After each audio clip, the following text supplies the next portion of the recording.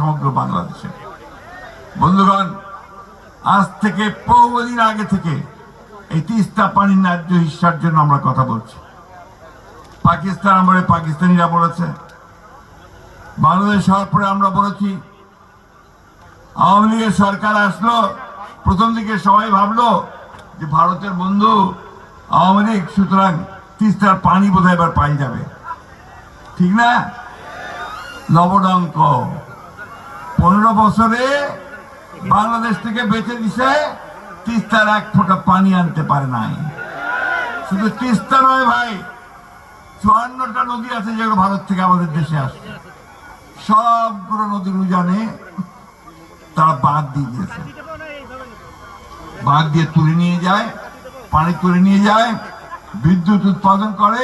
আর আমাদের দেশের মানুষ এখানে ধান ফলাতে পারে না, ফসল ফলাতে পারে না। তারা তাদের জীবন জীবিকা থেকে সম্পূর্ণ বঞ্চিত হয়। আমাদের জেলে যারা মাছ ধরেন তারা মাছ ধরতে পারেন না। প্রত্যেকটা মানুষকে আজকে সেই কষ্টের মধ্যে পড়তে হয়েছে। ঠিক একই সময়, এই সময়ে দুলু ভাই যে ডাক দিয়েছেন, সেটা আমাদের অন্তরের সকলের ডাক, তাই না? আমরা লড়াই করেছি 15 বছর সেই ফ্যাসিবাদী হাসিনা সরকারের বিরুদ্ধে, তাই না? আমাদের ছেলেরা লড়াই করেছে 34 দিনের সকলের লড়াইয়ের মাধ্যমে পালিয়েছে। এখন কোথায়? ওই ভারতে, তাই না?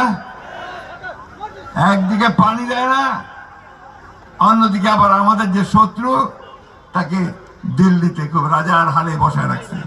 আর ওইখান থেকে আবার সে বিভিন্ন রকম হুকুম জারি করে আওয়ামী লীগারদেরকে, ঠিক না? আওয়ামী লীগ আছে নাকি? আরো পালাইছেন, আমার সাথে সাথে সব পালাইছে। বন্ধুগণ, আজকের এই সংগ্রাম আমাদের বাঁচা মরার সংগ্রাম। এই এলাকার মানুষের এই সংগ্রামকে আমরা কখনো বন্ধ হতে দেব না।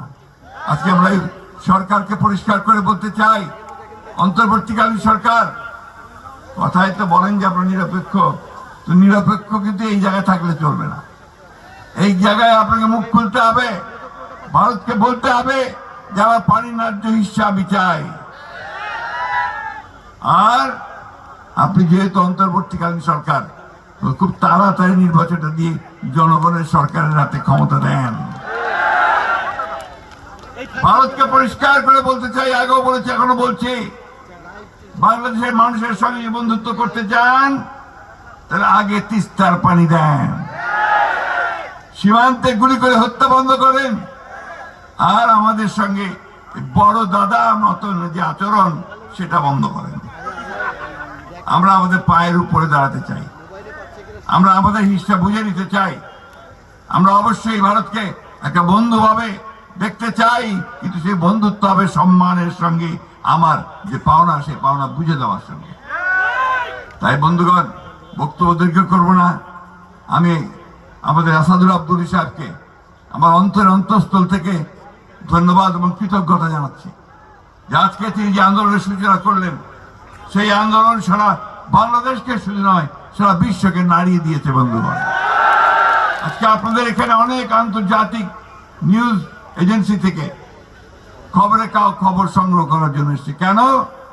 যে আজকে দুলু আন্দোলন শুরু করেছে, যে আন্দোলন হচ্ছে বাংলাদেশের মানুষের বেঁচে থাকার আন্দোলন। আমরা অবশ্যই দুলুকে আমাদের সকলের পক্ষ থেকে একটা অভিবাদন, একটা সেলুট জানাই। আমি বক্তব্য বাড়াবো না, শুধু একটা কথা বলেই শেষ করতে চাই, লড়াই না করলে কিছু পাওয়া যায় না। সেই লড়াই করেই আমরা তিস্তার পানি আনবো, আমাদের অধিকারগুলো আদায় করে নেব। আজকে সেইভাবে আসুন আমরা সবাই এক হই। আগামীকাল এখানে আমাদের দলের ভারপ্রাপ্ত চেয়ারম্যান তারেক রহমান সাহেব আপনাদের সামনে বক্তব্য রাখবেন। আমাদের জন্য অনেক আনন্দের কথা, আজকে জনাব তারেক রহমান সাহেব আমাদেরকে নেতৃত্ব দিচ্ছেন। এই ফ্যাসিস্ট হাসিনা সরকারের বিরুদ্ধে তিনি আমাদেরকে নেতৃত্ব দিয়েছেন এবং সেই কারণে আমরা জয়যুক্ত হতে সক্ষম হয়েছি। আজকে তিনি গোটা বাংলাদেশের মানুষকে ঐক্যবদ্ধ করছেন যে একটা গণতান্ত্রিক ব্যবস্থার জন্য। আমরাও সেই একই কথা সরাসরি বলতে চাই যে আমরা 1971 সালে যে স্বাধীনতার যুদ্ধ করেছিলাম, পাকিস্তান সেনাবাহিনীর বিরুদ্ধে যুদ্ধ করেছিলাম, সেই যুদ্ধের মূল লক্ষ্যটাই ছিল একটা গণতান্ত্রিক ব্যবস্থা আমরা চাই। কয়েন ভাই কতবার ভোট দিবা পারেন নাই, পারিছিলেন ভোট দিবার? তো আমরা তো ওইটাই চাই, আমরা আমাদের ভোট দিয়ে আমাদের জনপ্রতিনিধি নির্বাচিত করতে চাই, যারা আমাদের কথা পার্লামেন্টে বলবে, সংসদে বলবে, সব জায়গায় বলবে, তাই না?